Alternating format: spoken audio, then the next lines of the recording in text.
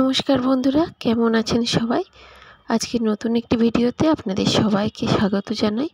শুভ সকাল। সারাদিনটা সবার ভালো কাটুক, সুন্দরভাবে কাটুক, এই কামনা করে ভিডিওটি আমি চালু করছি।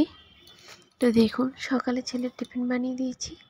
আজ টিফিনে বানিয়েছিলাম একটু ডিম দিয়ে, একটু সবজিপাতি দিয়ে রাইস বানিয়ে দিয়েছি, কারণ আজ সারাদিনটা থাকবে বাইরে, তো একটু ভাত বাইরে তো কিছু খায় না, সেই কারণে সারাদিন পেটে একটু ভাত গেলে ছেলেটা সারাদিন নড়াচড়া করবে কী করে। সেই দাঁড়িয়ে দাঁড়িয়ে 2 ঘন্টা ট্রেনে যাওয়া, আবার 2 ঘন্টা পরে ফিরে আবার আসার পথে 2 ঘন্টা, তো পুরোটাই ওকে দাঁড়িয়ে যেতে হয়, দাঁড়িয়ে আসতে হয়, সিট পায় না। সেই কারণে একটু ভরপেট খাবার না দিলে চলে না। তোকে একটু রাইস সেই কারণেই বানিয়ে দিয়েছি। মশলাটাও সেরকম কিচ্ছু দিই না, শুধু অল্প একটু রসুন কুচি, লঙ্কা কুচি আর একটু আদা কুচি, ব্যাস এটাই ছিল এর ন্যূনতম মশলা। আর একটা ডিম, একটু অল্প করে সবজিপাতি কেটে দিয়ে দিয়েছি।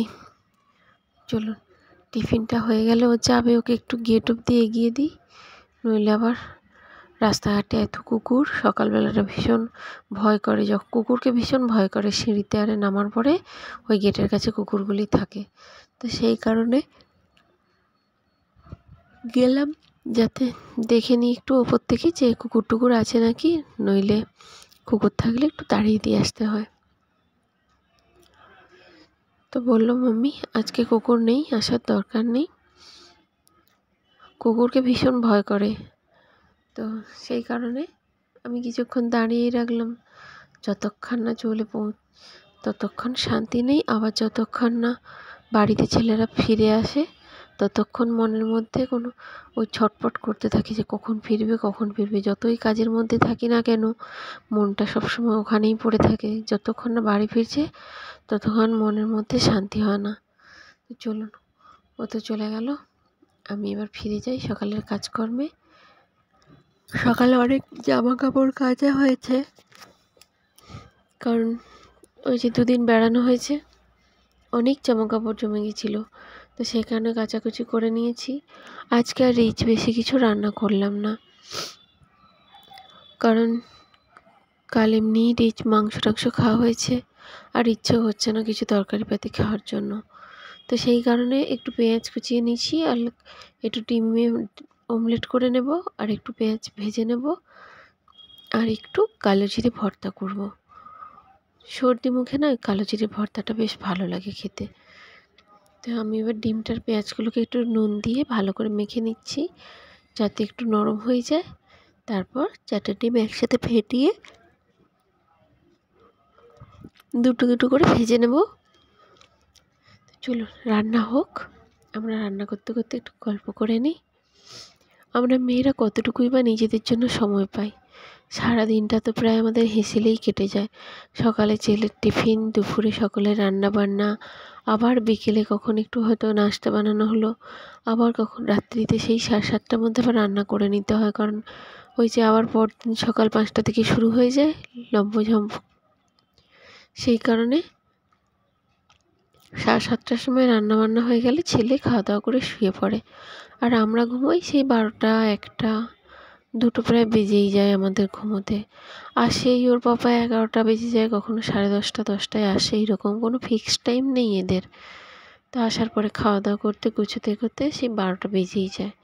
তারপরে শুলেও তো আর চট করে ঘুম ধরে যায় না, সেই কখন ঘুমোবো, একটু ফোন ঘেঁটে নিই, একটু এটা করে নিই, একটু ওটা করতে করতে সেই 1টা, 1:30, 2টো বেজেই যায়। তারপরে ঘুমোতে যাওয়া হয়। এখানে ব্যস্ততম দিনে এটাই টাইমের অভ্যস্ত হয়ে গেছি প্রথম থেকে আসা থেকে। তখন 12টায় খাওয়া দাওয়া হতো, এখন তো ছেলের কারণে খাওয়া দাওয়ার টাইম টেবিলটা চেঞ্জ হয়ে গেছে। তখন 12টা না বাজলে খাওয়া হতো না, কারণ আসতোই 12:15, 11টা, 11:30টার সময়। এসে হাত পা ধুয়ে একটু বসে থিতিয়ে নিয়ে তারপরে 12টার সময় খাওয়া দাওয়া করে আবার হয়তো 1/2 ঘন্টাটা বসে একটু গল্পগুজব করতো, তারপরে আবার শুতে যাওয়া হতো। তা এখন আর সেই, এখন সবাই নেই, আমরা ফ্যামিলিতে এখন 3জনই আছি। তখন বাইরের কিছু ছিল, বাড়িরই ভাসুর, দেওর, ভাই এসব মিলিয়ে ৬-৭ জনাই থাকতো আমার বাড়িতে। সকলেরই রান্নাবান্না আমিই করতাম। তো এখন সবাই একে একে চলে গেছে, যে যার সে তার নিজস্ব আলাদা আলাদা আস্তানা খুঁজে নিয়েছে। আছি এখন আমরা ৩ জন ফ্যামিলি। তো সেই কারণে এখন টাইম টেবিলটাও নিজেদের মতো চেঞ্জ হয়ে গেছে। ছেলের হিসেবেই চেঞ্জ করতে হয়েছে, কারণ ওর কলেজের টাইম টেবিলটা বেশি ম্যাটার করে। সেই কারণে এখন 7:30 সন্ধ্যার মধ্যে ও খাওয়া দাওয়া করে নেয় কলেজ থেকে ফিরে। হ্যাঁ, যেদিন আসতে দেরি হয়, 10টা 10:30 বেজে যায় আসতে, সেই দিন আর ও এসে রাত্রিতে খাওয়া দাওয়া করে না। শুধুমাত্র খাওয়া দাওয়া করে ওই রাত্রিতে কোন দিনটা জানেন? যেদিন শনিবার থাকে বা রবিবারেও খায় না, শুধু শুক্রবার শনিবারটা হয়তো মাঝে মধ্যে খেয়ে থাকে, কারণ শনি রবি 2 দিন ছুটি পায় ও কলেজের। সেই কারণে শনিবার দিন ও রাত্রে খেলে রবিবার দিনটাও ঘুমোতে পায়। সেই কারণে ও শনিবার দিনটা খালি ওই 9:30 10টা অবধি খেতে দিলেও চলে, নইলে ওই প্রায় 9:30 7:30 থেকে 8টার মধ্যে ওর খাওয়া দাওয়া কমপ্লিট করে দিতে হয়। তো চলুন, গল্প করতে করতে আমার ডিমগুলো ভাজা হয়ে গেছে। এবার একটু পেঁয়াজের ভর্তা করে নেব কালো মরিচ দিয়ে, কালো জিরে দিয়ে, কালো মরিচ না। অনেক দিন এই রেসিপিটা করা হয় না, আগে করতাম বেশ মাঝে মাঝে, ভালো লাগতো খেতে। তো আজ হঠাৎ করেই মনে হলো যে সর্দি মুখে বেশ এই রেসিপিটা খুব ভালো লাগে, এটা দিয়েই অর্ধেক ভাত খাওয়া হয়ে যায়। তো সেই কারণে আমি সব কিছু দিয়ে তেলে একটু ভাজা ভাজা করে নিলাম। প্রথমে কালো জিরাটা দিয়েছি, তারপরে পেঁয়াজ, 2 কোয়া রসুন আর একটু কাঁচা লঙ্কা। প্রয়োজন মতো ঝাল দিলেই হয়, যারা নিজেরা যেরকম যা ঝাল পছন্দ করে সেই কারণে। আমরা একটু ঝাল পছন্দ করি, সেই কারণে একটু 2-3টে কাঁচা লঙ্কা দিয়েছি। একটু ঝাল ঝাল হলে বেশ ভালোই লাগে। তো এগুলো করে নিই। এখনও এগুলো করে আলুটা মেখে নেব, নইলে না এখানের আবার পাহাড়ি আলু কেন জানি না, যেন গরমের সময় বেশ একদম সফটভাবে সেদ্ধ হয়ে যায়, আবার খানিক বাদে ঠান্ডা হয়ে গেলে রেখে দিলে শক্ত শক্ত হয়ে যায়, মাখানো যায় না। তো সেই কারণে ভাবলাম আলুটা মেখেই রেখে দিই, কখন আসবে তখন আবার তাড়াহুড়ো করে মাখাতে ভীষণ অসুবিধে। তো একটু শুকনো লঙ্কা ভেজে নিয়েছিলাম, তো ওটা দিয়ে আলুটা মেখে নিচ্ছি। ওর বাবা আবার আলু খায় না, কিন্তু আলুটা আবার আমার ভীষণ ভালো লাগে। আলু আমাদের সকলেরই ভালো লাগে 3 জনায়, কিন্তু এখন একটু শারীরিক অসুবিধার কারণে ওর বাবা আলুটা ছেড়ে দিয়েছে। তো আমি ওই জন্য আলু বিশেষ একটা রান্নাও করি না এখন, ওই যেটুকু তরকারিতে না দিলে নয় সেটুকু দিই।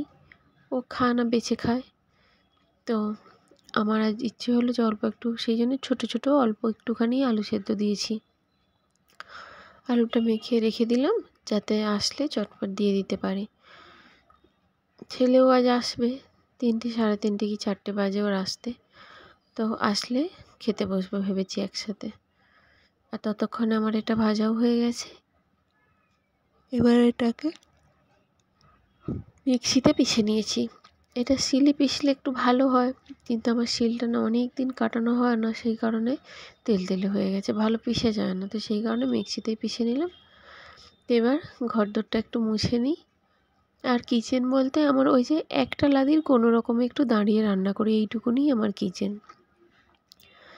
তো কিচেন থেকেই মোছাটা শুরু করি, তারপর মুছতে মুছতে পেছন দিকে রুমগুলো মুছে নেবো। রুমগুলোও যে বিশেষ খুব বড় তা নয়, এখানে সব ভাড়া বাড়ির এই রকমই সাইজের বানানো। কোনো রকম সব কিছু জিনিসপত্র রাখার পর 2টো মানুষ কোনোভাবে একটু বসে খেতে পারে, ব্যাস এইটুকুনি জায়গা এখানের রুমের। সমস্ত বাড়িগুলোই প্রায় একই ধাঁচের বানানো, তো সেই জন্য সমস্ত বাড়িরই এই একই অবস্থা। একসাথে 4-5 জন খেতে বসবে সেটুকু জায়গা হয় না। ওই কোনো রকম বাড়ির 2-4 জন, 3 জন হয়তো একজন একজন করে খেলে একসাথে 2 জন 2 জন করে বসা যায়।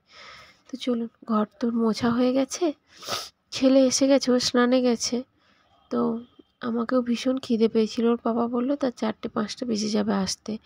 সেই কারণে বললাম চল 2 জনে মিলে খেয়ে নিই। তো ওকে আগে দিয়ে দিই, তারপর আমি খেয়ে নেব।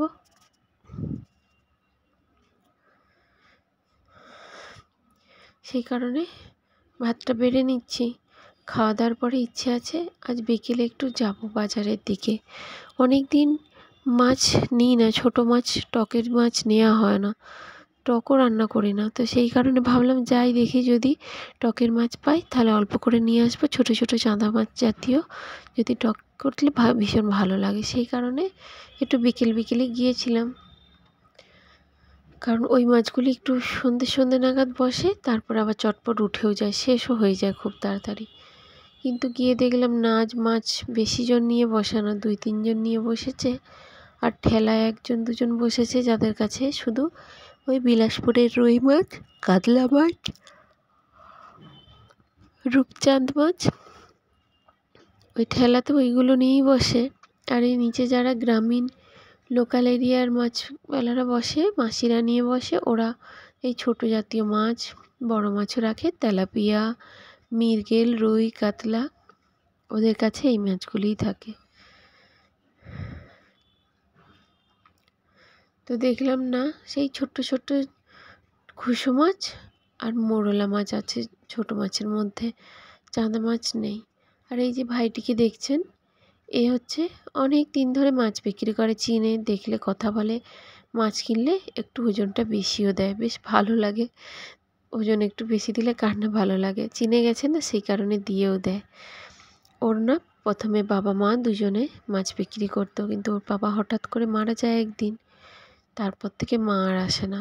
মাঝখানে দেখেছি কয়েকবার ওর মাকে আসতে, তারপর থেকে দেখি এখন ওই ছেলেটা আর ওর ভাই দুজনে মিলেই বসে। তো মাছ বাজার থেকে বেরিয়েছে, তো চললাম একটু বাজারে সবজি নিতে, যে টুকিটাকি সবজি একটু নিয়ে নিই।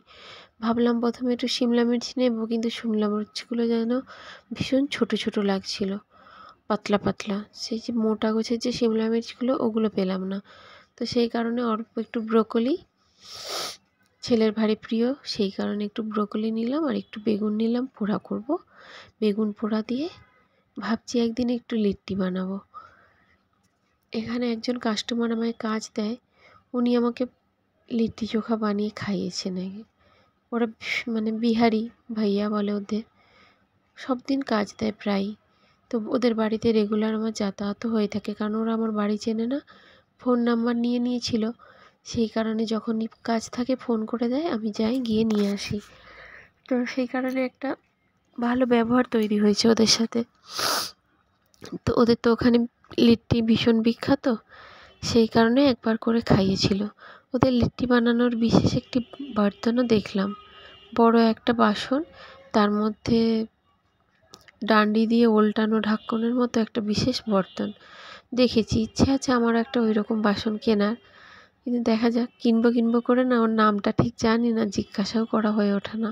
তো সেই কারণে বাসনটা আর কিনে নেই না। তো ভাবছি একদিন গ্যাসেই লিট্টি বানাবো, দেখবো কীরকম কী হয়। ওদের মতো হয়তো টেস্ট হবে না, এর আগে একবার বানিয়েছিলাম, তবে ওদের মতো নয়, ওই রুটির মতো বেলে নিয়ে বানিয়েছিলাম। তো একদিন ভাবছি ওদের মতো করে বানিয়ে নেবো একদিন, অবশ্যই আপনাদের জানাবো, শেয়ার করব আপনাদের সাথে, ও স্বাদও শেয়ার করব। তারপরে দেখলাম, চোখ পড়লো বাজারে এসে এই ছোট্ট এঁচোড়ের দিকে। এখানে তো বেশ ভালোই গরম পড়ে গিয়েছে, তো ভাবলাম এই সময় এঁচোড়টা ভালোই লাগবে। এঁচোড়টা যদিও আমার পছন্দের নয়, আগে খেতাম না, কিন্তু এখন না এর বেশ ভালোই প্রেমে পড়ে গেছি। কেন জানেন তো, এইখানে না ওই যে হরিনাম সংকীর্তন হয়, এখানে ওনার এক বন্ধুর বাড়িতে ওনারা একদম ওই ইস্কনে মধুসূদনের নাম নিয়েছে। তো ওরা প্রায়ই হরিকীর্তন করে থাকেন, তার মধ্যে ওই দোল পূর্ণিমা, শিবরাত্রি, এইসব মেন দিনগুলোনে বিশেষ বড় করে হরিনাম সংকীর্তন করে থাকেন। তো ওদের বাড়িতে যখন ওই নিরামিষ রান্না হয়, তাতে না আমি এই কাঁঠালের রান্নাটা দেখেছি, কাঁঠালের চোরের এত ওদের বাড়ির রান্নার স্বাদগুলো অপূর্ব, ওই স্বাদ আমি কোথাও পাই না। মানে এত অনুষ্ঠান বাড়ি গেছি, ওরাই রান্না করেছে হয়তো, কিন্তু ওই স্বাদ আমি কোনো জায়গাতেই অনুভব করতে পারলাম না। ওদের এত সবজির স্বাদ হয়, ডাল থেকে, নিরামিষ সবজি থেকে, পায়েস থেকে, প্রত্যেকটা জিনিসের ভীষণ পরিমাণে টেস্টি হয়। তো তখন থেকে ওই কাঁঠাল রান্নাটা আমি বাড়িতে করি, একদম সেম টেস্ট আনতে পারি না, তবে চেষ্টা করি। আমাকে ওই যে স্বাদটা মুখে লেগে আছে না, আমি বারবার ট্রাই করি ওই জিনিসটা, সেই কারণে এখন একটু খাই বাড়িরটা। আর গেলাম বাজার থেকে ফিরে, ওই যে মারাঠি বৌদি বেল নিতে ডেকেছিল, ওদের গাছ থেকে বেল পড়ে গিয়েছে পাকা, তো নিতে ডেকেছিল। তো চলুন, এই যে সেই বেল গাছটি, গাছে একটি বেলও দেখতে পেলাম অন্ধকারে, তো সন্ধে হয়ে গেছিলো। ওই যে স্টিকারটা দিলাম, ওর ওপরটায় দেখুন একটা ছোট্ট আকারে দেখা যাচ্ছে দূর থেকে। গাছটি বেশ উচ্চতায় বড় হয়েছে, প্রায় 2 তলার সমান হয়েছে। আর গাছে প্রচুর পরিমাণে বেল হয়, সবাইকে উনি দিয়ে দেন। অল্প কিছু নিজেদের জন্য রাখেন, বাকি সবাইকে বিলিয়ে দেন পাড়া প্রতিবেশীদের মধ্যে। তো উনি জানেন যে আমার বেলটা ভারী পছন্দের, আমরা এখানে পাই না, তো সেই কারণে পাকা বেল খেতে কার না ভালো লাগে। তো সেই কারণে আমায় উনি ডেকে